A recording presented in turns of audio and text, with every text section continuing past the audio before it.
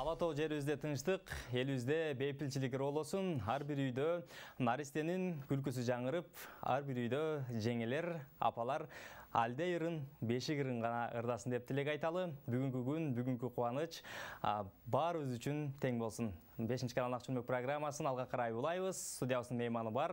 Байланышка чыгуу үчүн координаттарды эсиңиздерге салып өтөлү. 59-20-70 шаарыбыздын коду болсо 312, 0995 23-20-81 WhatsApp номерун сактап алыңыз.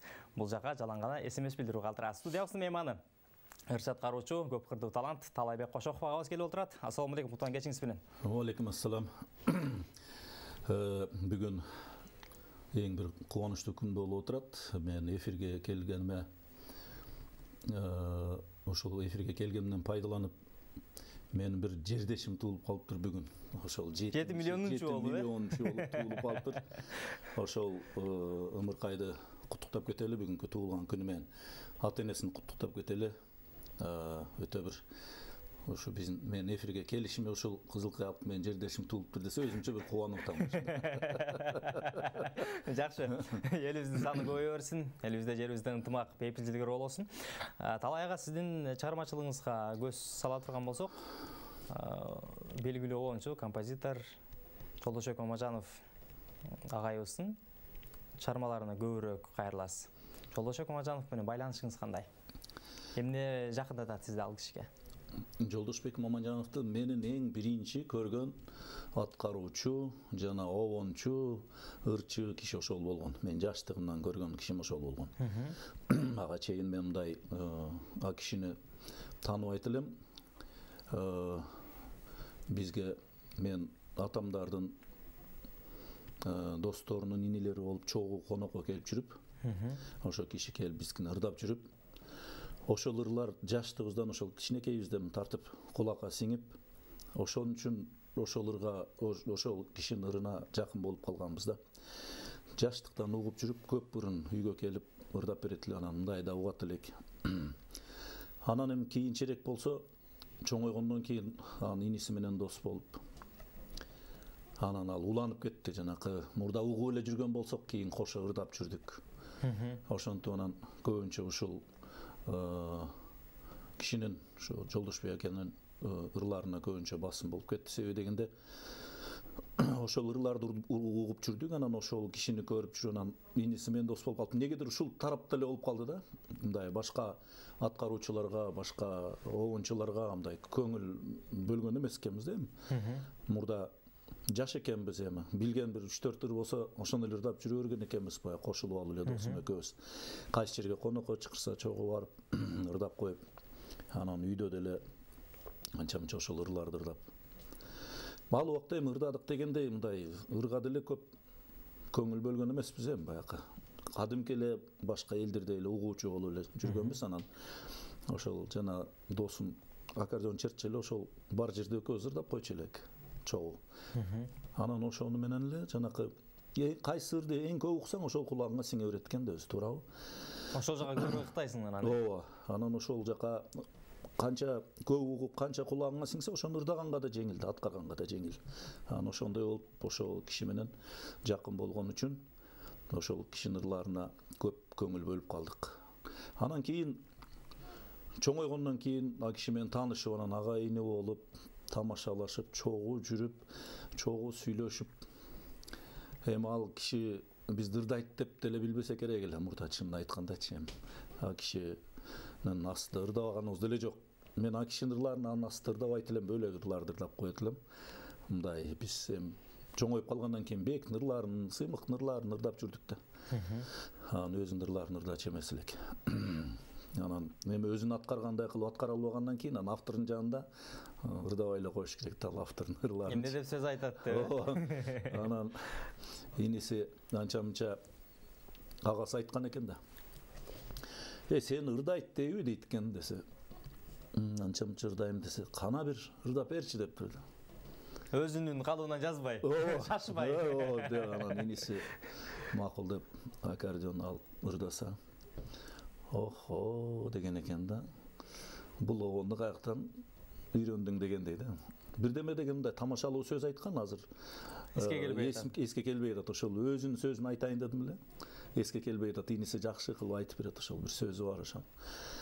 Дегенден кийин айтат, мен ошодон кийин дейт, анын көзүнчө ырдабай да калдым, эметпей да калдым. Мен ырчы эмескем деп калгам дейт. Анан а кишинин көзү өткөндөн кийин бул катуу ырдап чыгып азыр мындай белгилүү эле ырчы болуп калды. Азыр ошол түштүк тарапта өтө көпчүлүгү тааныйт. Бияка деле тарап калды, ооба, биякта деле көп тарап, биякта деле көп таанып калды азыр. Өзү ошол өзүндөй кылып ырдайт, өзүнүн түсү да окшош, келбети да окшош, ырдаганы, манерасы, үнү бүт окшош. Анан кийин ошого көпчүлүк айтат, о, Жолдошбек агабыз өлбөптүр, тирүү экен деп калышат да. Анан эми достон жугат экен, анан ошол угуп жүрүп ошондон анан бизге дагы жукту дегендей. Аккордеон ойногонду, черткенди билбейт элек. Анан ошол киши өткөндөн кийин эми көп жыл болгон жок, жакындан бери анан аккордеон тартып, анан мен да аракет кылып ушул нерсени үйрөнө алат бекенмин, ушуну ойной алат. Колдон келет бекенби деп. Колдон келет. Мен өмүр бою колдон келбейт деп. Бирөөлөр чертсе карап туруп суктанат элем, көрүп алыпчы, ушуну кантип ойносо, кантип үйрөнсө болот экен деп. Анан көрсө эми үйрөнө турган эле, ойной турган эле нерсе экен, аракет кылса. Урматтуу теле көрүүчүм, мына ушундай кыскача маалымат. Бүгүн биз 5 каналдын эфиринде Жолдошбек Умажановдун кайрыктарына сапар тартабыз. Биз менен сапарлаш болуңуз. Төмөндө Талайбек Кошоковдон Жолдошбек Умажановдун оңдорунан чармаларынан сураналы анда. Кайсы чарманы аткарабыз мында? Анда эмесем, мен жакшы сүйгөн, жакшы көргөн, эң биринчи үйрөнгөн ырымдан баштайлы, жазым келчи дегенден,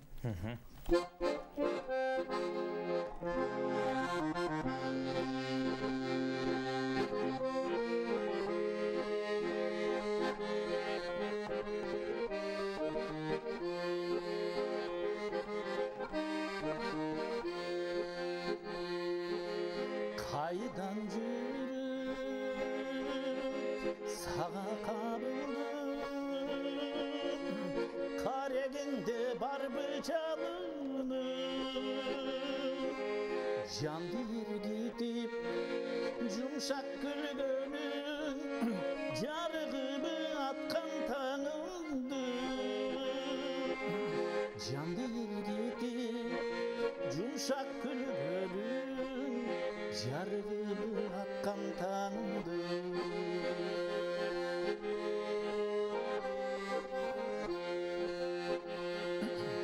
Бұлбұлсың бұл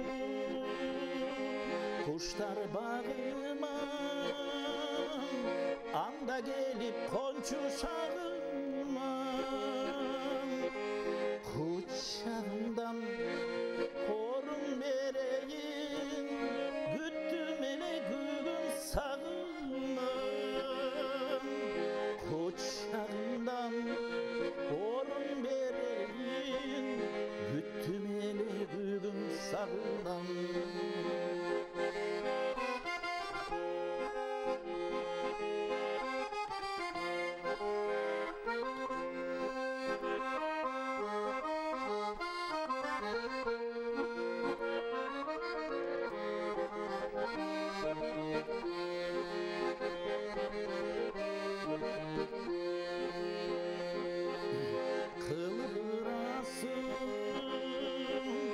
Canımın çalıp, kirpiginden sırılır tamır. Yazın bolson, ciparındı çal, cadırasın canım tınçalır.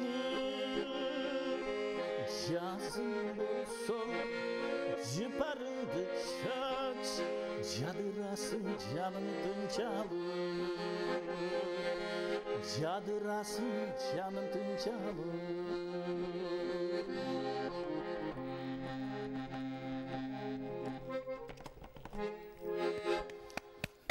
Кол чабабыз. Рахмат эле. Талай ага. Талайбек Кошоков деген ысымга кыскача мүнөздөмө берсеңиз. Талайбек Кошоков деген өзү ким? Кызыкча өзүңдү айтып бериш кыйын го. Бирөө айтып берсе сен жөнүндө жакшы да. Анан өзүңдү айтып берсең. Эми мен кандай? Мен ошол жана эле айтып кеткендей Кызылкаанын тургунумун, Баткен облусунун. Биз туулганда ошо облусту эле, азыр Баткен облусу болуп калды. Аны ошол жактан мектепти аяктаганмын. Мектепти бүткөндөн кийин келип, бияктан мединституту окуп, стоматолог деген кесиптин ээси болдум. Адан кийин Желкия кармаган колдор тиш дарылайт, тиш. Дарылайт эмес, дарылаган деп айтсак дарылаган кезинде. Анан Кызылкайдан 6 жыл иштеп, анан ортодо юридическийди бүтүрүп, заочно аны окуп бүтүрүп, анан 2006-дан юрист болуп иштеп, жогорку кеңештедим, акыйкатчы болуп иштедим. Адан кийин анан жумуштан чыккандан кийин көпчүлүк анан кийин чыгармачылыкка көңүл бөлүп, ошо чыгармачылыкка өтүп кеттим. Ачык айтканда дипломдор үйдө турат, эми ушинтип чыгармачыл болуп, ырдаганга көбүнчө басым жазып коюп, могул инструментти үйрөнгөндү. Бул эми табият ушул жака тартып атат да эми. Муну билбейм, токтотуш кыйын экен да, муну табият өзү тартып турса, бол деп турса, анан кийин аны жок кое тур, башканы кылайын деп эмете албайт экенсиң да. Ар ким өзүнүн сүйгөн кесибин кылат дейт го. Аккан суунун агымы уруп болбойт дейт го. Ошондой эле. Ооба. Эми врач болуп иштесем деле болот эле, юрист болуп иштесем деле болот эле. Бирок эмнегедир ушул чыгармачылыкка көбүрөөк тартып атат да, мындай айтканда. Көңүлүң эмнени сүйсө ошону жасагың келет экен да, мындай алганда. Жигитке жетимишөөнө ыраазылык кылат деп элибизде айтылган жакшы сөз бар. Ошол кишилердин катарын сиз толтойт окшойсуз. Эми орустар айтмакчы, какой солдат не хочет стать генералом дейт го. Ошого окшоп, кайсыл киши болбосун, жашпы, карыбы, ошол бир нерсени баштаса, ошонун аягына чыгып, ошону багынткысы келет деп ойлойм да. Баары мисалы, Шабдан, сен деле мына жерде азыр алып баруучу болуп отурасың, сен деле бир директор болгуң келет. Азыр андай ой жок. Жок. Ошондой десең директор анан эме көрүп турбасың да. Эми чыгармачылык деген ушундай да, баягы жакшыга, жогоруга умтулганга аракет кылат да. Мисалы, канча кесип бар, канча эме бар, директор деген, министр деген кесиптер бар да, туура филармониянын директору, опера балеттин директору, театрдын директору деген мындай административдүү дагы жумуштар бар да, аякадан.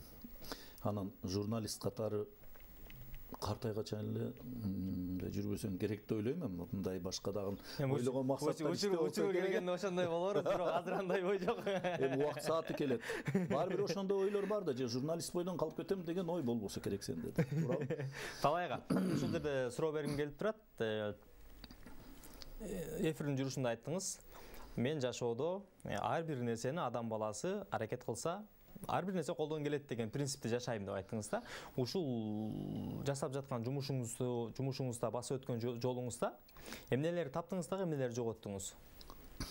Мен эми бир жакшы жагынан баштайбыз, тапкан жоготкондон анан айталычы.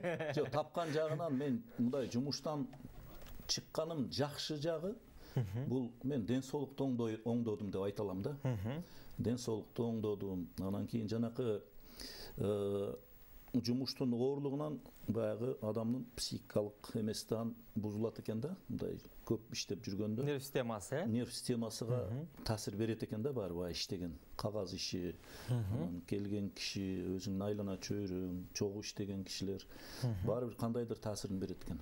Анан бул чыгармачылыктын жакшы жери, мындан эс алат экенсиң. Энергия деп коесуң. Энергия үйрөнгөн сайын, бирдемени үйрөнгөн сайын, ырды үйрөнгөн сайын, муну бир ырды чертип үйрөнгөн сайын сага дем күч берет экен да.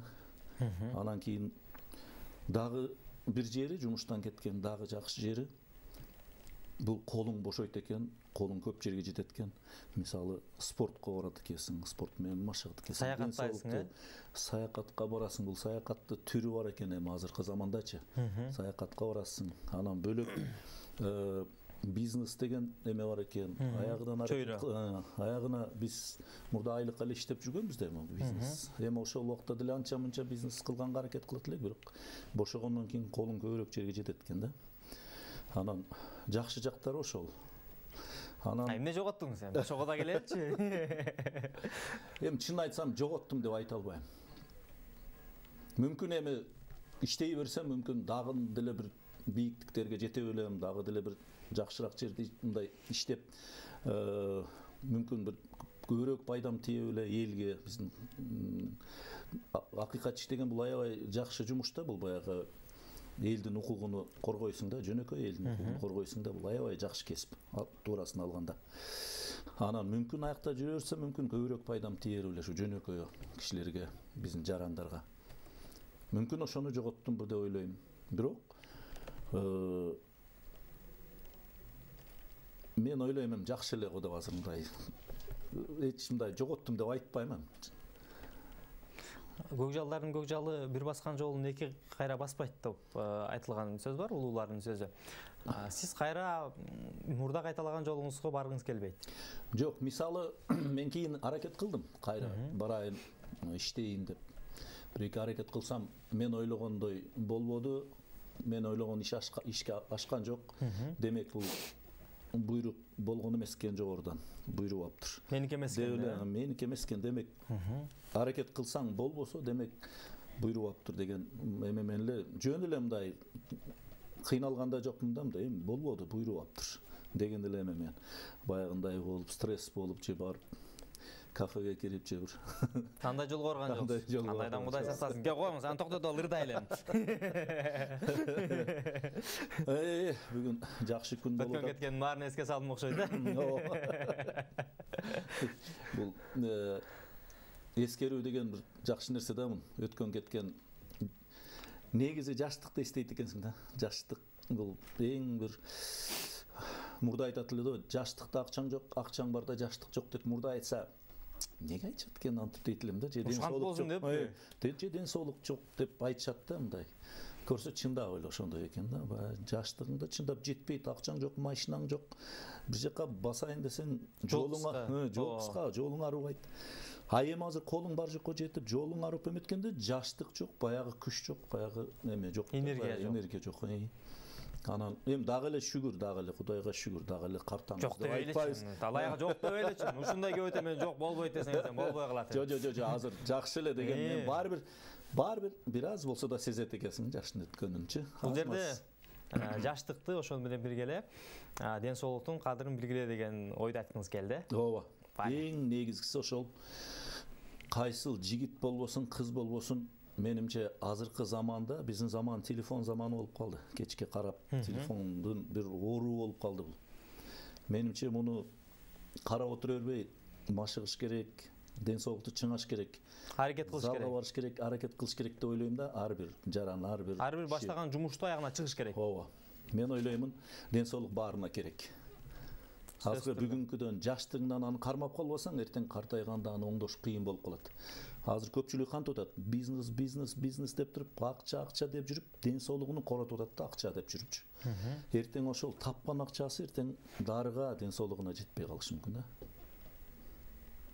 Ушундай ден соолукту коротуп алышың мүмкүн, ушунчалык баягы өзүңдү кыйнап, өзүң түнү күн уктабай акча деп жүрүп, анан кийин ошол эле тапкан акчаң эртең өзүңө жетпей калышы мүмкүн. Ошол жашоо али алыс да. Ооба. Тез эле эметпейт да, баягы ден соолук. Жаш өткөн сайын адам жашарбайт да, картаят да. Анан ошого мен ойлойм, азыртан мындай аракет кылыш керек. Ал аяганда ар бир инсандын жүрөгүнөн түнөк таба турган, ар бир кулактын моокумун кандыра турган бир чыгарма угалы сизден.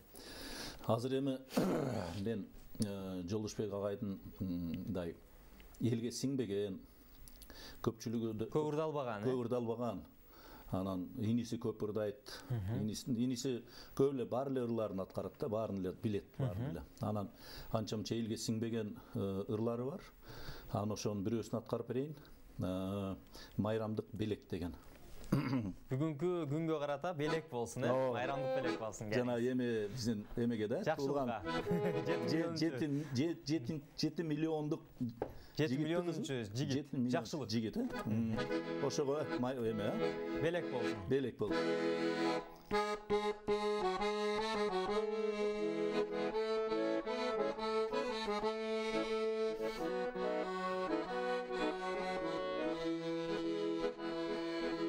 Gül tappadım solboy turgan,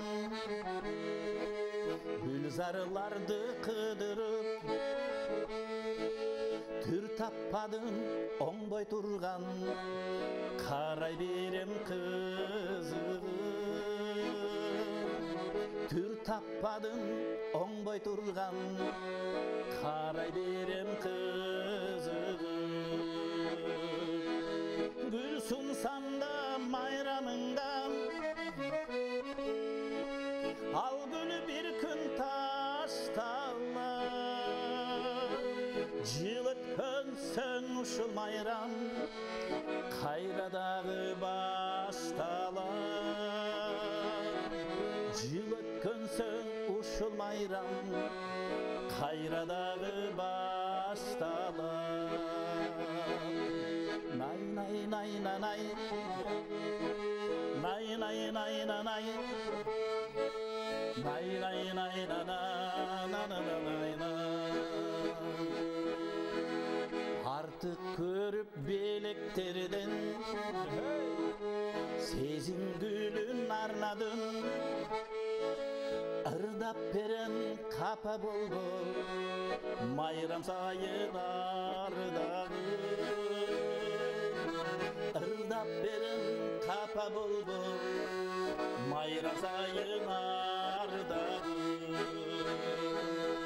Gül istemey güllarlardan taptım okşay közümdü. Irdap beren kapa boldu mayram sayın ardağı. Irdap berem kapa boldu mayram sayın ardağı. Nay nay nay nay nay, nay nay nay nay nay, nay nay nay na na na na na na. Artık görüp belekterden belek alıp bersem dağı, balılığım kalaysın.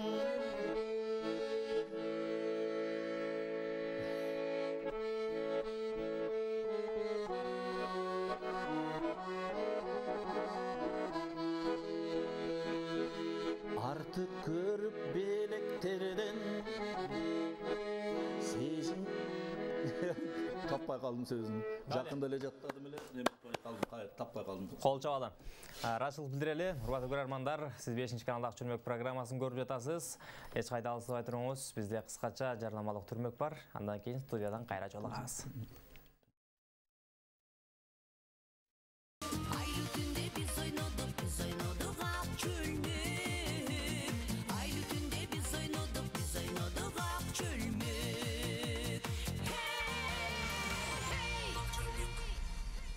Аламдын, аял заттын сулуулугу, көркү сактап турса, наристенин күлкүсү бул ар бир адамзатка, ар бир инсанга өзгөчө бир жагымдуу эмоция тартуулайт. Биздин жаш жеткинчектер келечегибиз бар болсун, ошол менен бирге эле биздин келечегибизге ар бирибиз аяр мамиле жасап, азыртадан баштап өлкөбүздүн өнүгүүсү үчүн, келечегибиздин жаркын болуусу үчүн татыктуу тарбия, туура билим берүүгө ар бирибиз үйүбүздө аракет кылалы. Мамлекет бул үй бирөөдөн куралат деп айтылат. Ар бир үйдө ынтымак, берекелүү болсун. Сиз 5-чи каналда Ак Чөлмөк программасын көрүп жатасыз. Аты жөнүм Шабдан Гүлжигитов.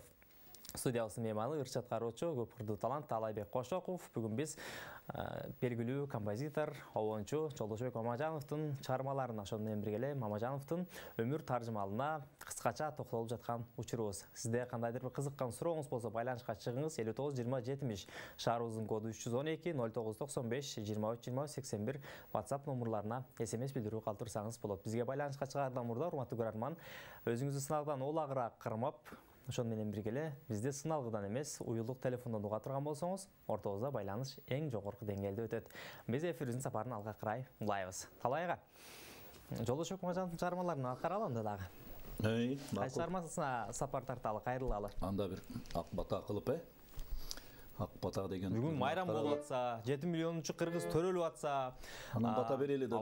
Батаны берели. Өлкө башчыбыз Садыр Жапаров өлкөбүздө жакшылык болсун деп 7 миллионунчу наристенин атын жакшылык деп коелу деп ата-энесине сунуш бериптир. Буюрса жакшылык деп аталды ал жигиттин аты. Анда жакшылык деп, анда ошо жигитке бата берели. Бата берели. Келиңиз анда.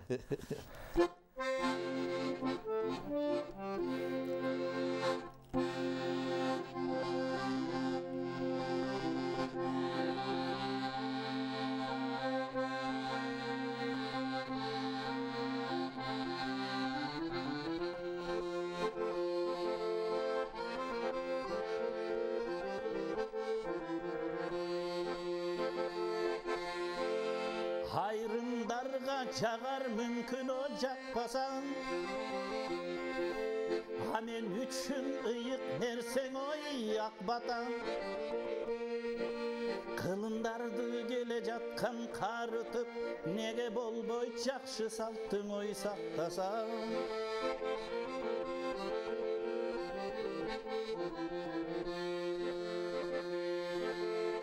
Harap tursan aksakaldı adamdı, su kuyganda alkap senin oy balandı. Ömürlü bol, talaylı bol sadagam, elulu bol degen sözün aycamamdı.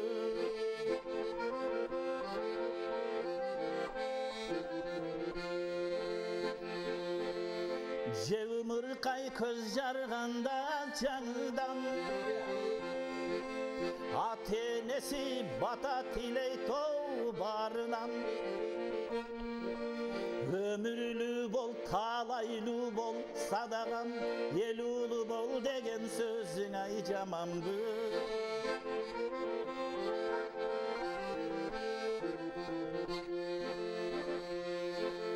Bakıt tilep, talay tilep, bak tilep, elulu bol degen kanday oy jakşı gep.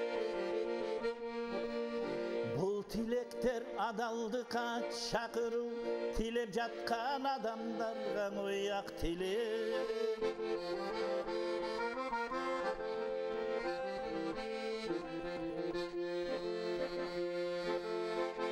Tilekter dillerdeki tazalık, oşonduktan karılardan oy batalık. Kanday sonun bolor öyle de poyloymun, kala bersen eldin ulumu, kırgız ulumu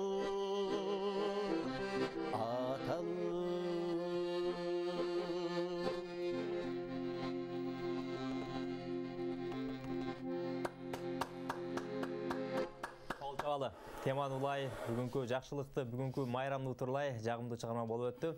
Ата бабаларыбыздын айткан бир акыл сөзүнө кулакташпай турган болсок, улум жашоодо кандай гана учур болбосун, биринчи орунга адамгерчиликте. Ошону менен бирге ар бир жасаган жумушуңдан эмгек акыңды албасаң дагы ошол инсандан бата алганды унутпагын деп айткан экен. Андыктан жасап жаткан жумушубуздун акыбетин көрөлү. Ар бир инсан ошол менен бирге аксакалын жайкалткан аталарыбыз, ак эчен апаларыбыз келечек муунга батасын берип алкап турса, өлкөбүз сөзсүз түрдө өнүккөн өлкөлөрдүн сап башына чыгат деп ишендүү түрдө айта алабыз. Анткени кыргыз ападан төрөлгөн, кыргыз атадан тарбия алган уул кыздар өлкөбүздүн намысын, өлкөбүздүн келечегине сөзсүз түрдө өзгөчө бир дүйнөлүк деңгээлде жол салат деп айтсак туура болсо керек. Дал ошол жолго ар бирибиз аракет жасайбыз. Биздин студиябыздын келген мейманына көрөрмандардан келип түшкөн жылуу пикирлер бар. Дарегине жеткизебиз. Ассаламу алейкум, кутмандуу кечиңиздер менен 5-чи канал Ак чөлмөк программасы. Ишиңиздерге ийгилик болсун. Жасап жаткан ар бир жумушуңуздар элдин эсинде ошону менен бирге эле эл үчүн жакшы маанай тартуулап жүрө бериңиздер. Алдыда 25 жылдык мааракеңиздер менен куттуктайбыз деп акыркы сандары 515 менен аяктаган абонент бизге куттуктаган, ыраазычылык билдирели. Дагы келип түшкөн билдирүүлөр бар. Кутмандуу кечиңиздер менен ассаламу алейкум. Талайга чармачылык ийгилик каалаймын. Жолдошбек Мамажановдун ырдалбаган ырларынан дагырдап берүүңүздү өтүнөбүз. Эмне себептен көрөрмандарга көп чыкпайсыз? Жолдошбек Мамажановдун ырларын ырдап туруу керек да деп акыркы сандары 145 менен аяктаган абонент SMS билдирүүсүн калтырган. Урматтуу көрөрмандар, бизге байланышка чыгуу үчүн, түз байланышка чыгуу үчүн 592070 шаарыбыздын коду 312 номуруна байланышыңыздар. Ал эми WhatsApp номурга жалаң гана SMS билдирүү күтөбүз. Ассаламу алейкум, Талай байке, сизге ден соолук жана чыгармачылык ийгиликтерди каалайм. Тынчтык болсун элибизде, жерибизге береке орносун деп акыркы сандары 595 менен аяктаган абонент SMS билдирүүсүн калтырган. Урматтуу көрөрмандар, байланышка чыгаардан мурда өзүңүз сынагдан олагараак карамаңыз, анан бизге WhatsAppка эмес, шаардык номурга байланышка чыгыңыз деп эсиңиздерге салып өтөлү. Бул жерде кээ бир көрөрманыбыз жаңыдан кошулган көрөрмандар окшойт. Бизге WhatsAppтан чалуу жасап жаткан учуру тилекке каршы WhatsAppтан келген чалууларды түз байланышта кабыл ала албайбыз. Эфирдин эрежесине ылайык. Ассаламу алейкум, кутмандуу кечиңиздер менен Ак чөлмөк программасын алып барган бала. Саламатсыңбы? Ишиңе ийгилик каалайм, ден соолукта бол дейт. Чоң рахмат, ыраазычылык билдирели. Таалай, ишиңе ийгилик болсун, чармачылык бийиктиктерди каалаймын. Ооруба, ден соолукта бол. Ырларың ар дайым эле элдин жүрөгүнөн түнөк таап жүрө берсин деп акыркы сандары 700 менен аяктаган абонент SMS билдирүүсүн калтырган. Ассаламу алейкум, үнүңүзгө береке, талантыңыз ташкындай берсин. Жел кыяктын үнүн укканда башкача бир муукум гана түшөт. Мүмкүн болсо дагырлардан ырдап бериңиздерчи. 5-чи канал ишиңиздерге ийгилик болсун деп акыркы сандары 576 менен аяктаган абонент SMS билдирүүсүн калтырган. Талай кандай кайсы формат каралып? Жолдошбек Мамажановдун ырдалбай жүргөн ырларынан деп сурап атышат. Азыраак ырдалып жүргөн ыры бар. Өмүр деген. Анда mesela ошону тартуулап берели. Бул дагы инисин аткаруусунда көбүрөөк аткарылат. Анан дагы бир Төлөгөн деген инибиз ырдайт, ошону билемин. Ошол аткарып жүрөт анча-мынча. Анан башка кимдер аткарат экен, чынын айтсам билбейм. Бирок мындай азыраак элге жайылбаган ырдайм. Анда ошону бир аракет кылып аткарып көрөлү. Жакшы болот, келиңиз.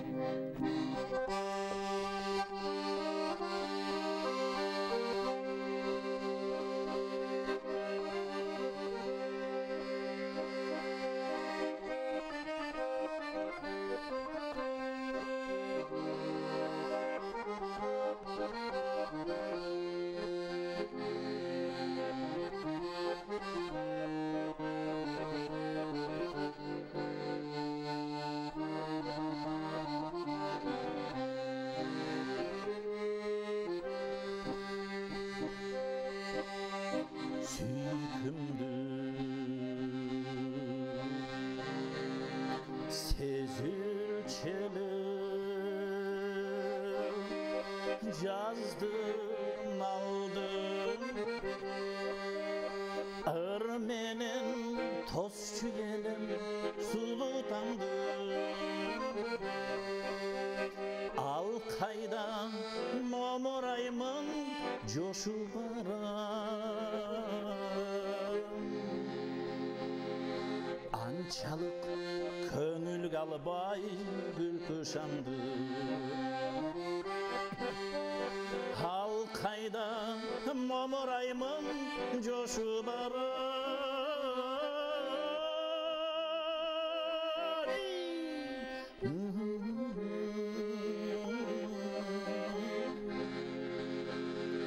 Ançalık köngül galbay gül kuşandı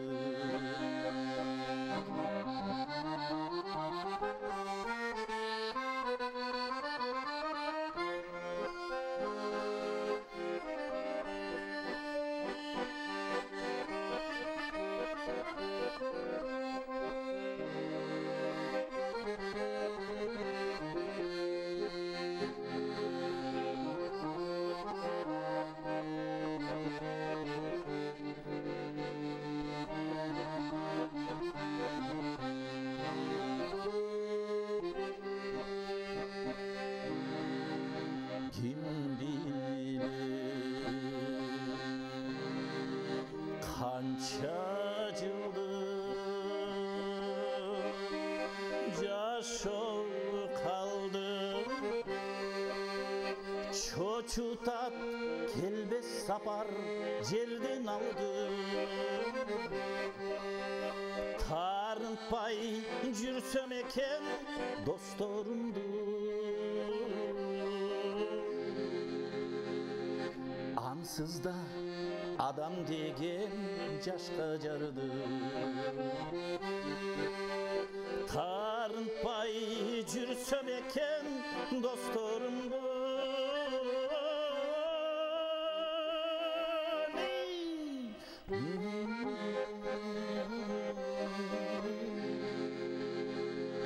ansızda adam degen jaşka jardı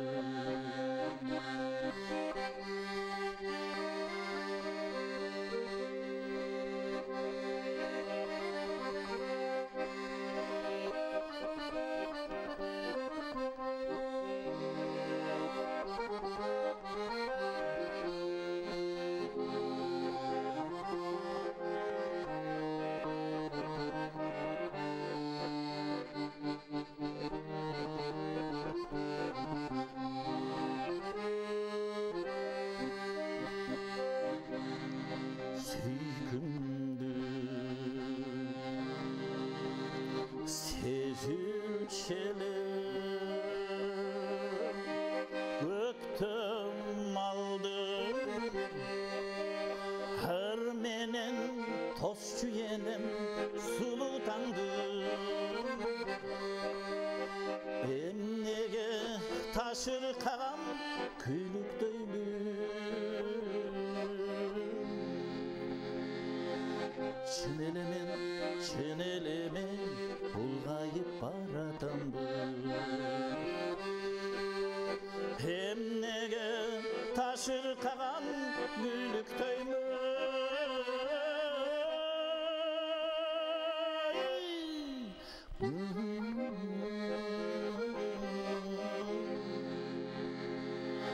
Çın elemen bulgayı baratamdı Oh ulgayı baratamdı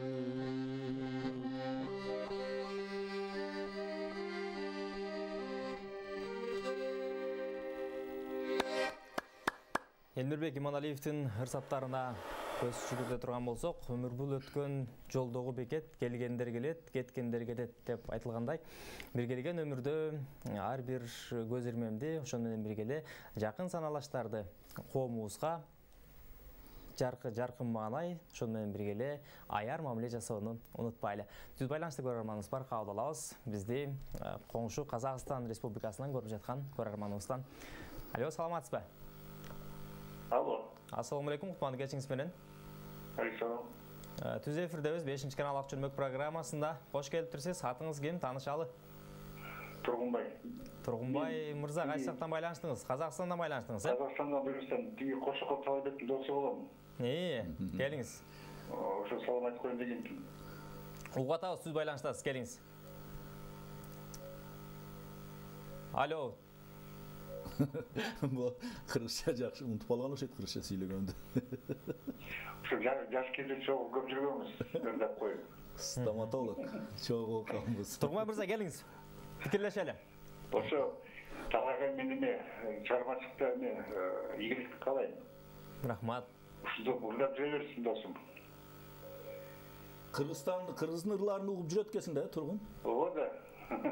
Молодец, унутпапсың да. Бул таң калды мен Казакстандан ким чыгышы мүмкүн депчи. Болду, бир досум бар Казакстанда. Болду, бир эле досум бар, болду. Болду. Үйдөгү кыргыздар сенин ырдарың болот, казактар турду. Рахмат. Тургунбай мырза, Казакстандын кайсы аймагында эмектенесиз? Кордай. Жакшы, жумуштар жакшы, ден соолук жакшы. Бар да жакшы. Жакшы. Чоң рахмат сизге, расыл билдирели, жасап аткан жумушуңузга ийгилик каалайбыз. Рахмат досум. Рахмат. Талайга. Бизде азыркы учурда Кыргызстандын 7 дубандан, андан сырткары Кошуна Казакстандан ошону менен бирге эле Өзбекстандын Анжиян, Наманган, Фергана областтарынан көрүп жаткан кыргыз боордошторубузга салам жолдоп койсоңуз болот. Жо, мен бир жагынан мен мындайда бул досум чыгармачылыктан деле алыс. Билбейм кандай экранда отуруп калып, кандай буга кабар жетип, кантип өтүп көрүп калдым. Мен үчүн бир чоң жомок да бул. Эми элестетиңиз, Талайбек Кошоков келип, 5-каналдын эфиринде, 5-каналдын эфиринде Ак чөлмөк программасында болгондо дагы Жолдошбек Мамажанов нурланыр деп атса. Кантип укпай койсун тургунда, кайтып коюңуз, кайра чыгыңыз байланышкан.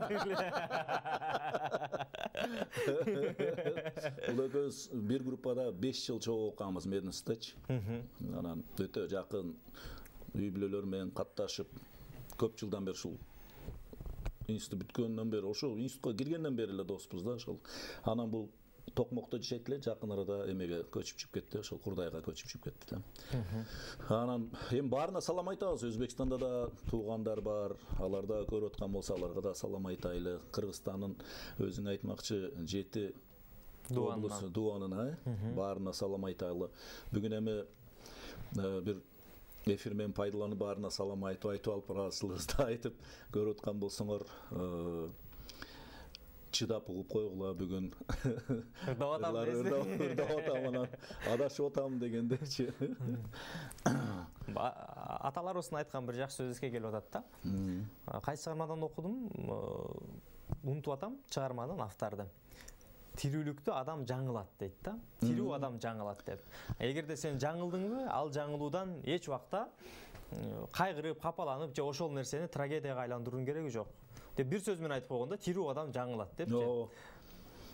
Бирок ошол жанакы отуруп ырдап атканыңа аз-маз эме берет экен да бар. Ушун жаңылдым деп андан ары дагы өзүңдү баягы дагы жаңылып кетпесем экен деген ойдо өзүңдү өзүң коркунуч контроль кылып, өзүңдү алып кармап, бош отурбай мындай эметип кетет экенсиң. Ошол гана бир эмеси таасири бар экен. Анан болбосо эми жакшы эле деп ойлойм. Баары жакшы, Баары жакшы. Эми жаттап келип фонограммадан ырдаганча тирүүлөө мындай эме жандуур жакшы го эми деп ойлойм да мен. Мен көпчүлүгүн эле жандуур акыркы күндөрдө көп угуп калдым. Жандуу ырды эле уксак дегенде сөздөрдү айтып атышат. Эми жанакы фонограмма менен ырдап жүргөндөргө тийип кетпесин, аларга деле мындай. Ооба. Сөз түрдө башка инсандардын короосуна ташкыртмай жок.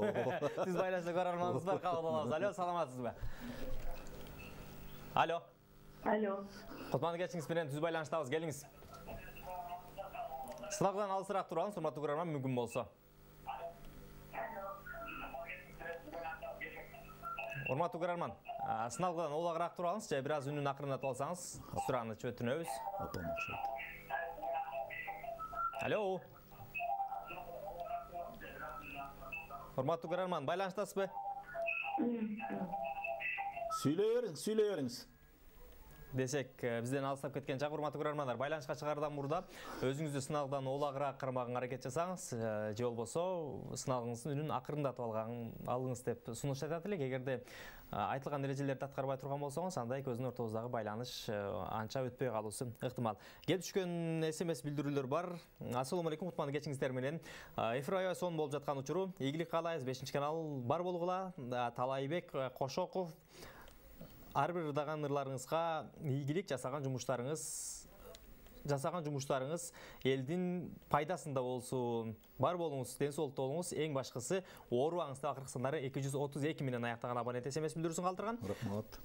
Салам, 5-канал чыгармачылык ийгилик, күнү аябай жакшы экен, үй бүлөсү менен аман болсун, оору сыркоодон алыс болсун, ден соолук каалаймын деп акыркы сандары 312 менен аяктаган абонент SMS билдирүүсүн калтырган. Урматтуу көрөрмандар, биздин эфирибиздин соңку мүнөттөрү, ошондуктан келип түшкөн SMS билдирүүлөрдү өз дарегине жеткизгенге аракет жасайлы. Түз байланышта көрөрманыбыз бар, соңку көрөрмандардын дүрөсү деп айтсак туура болсо керек. Алло, саламатсызбы, кутман кечиңиз менен.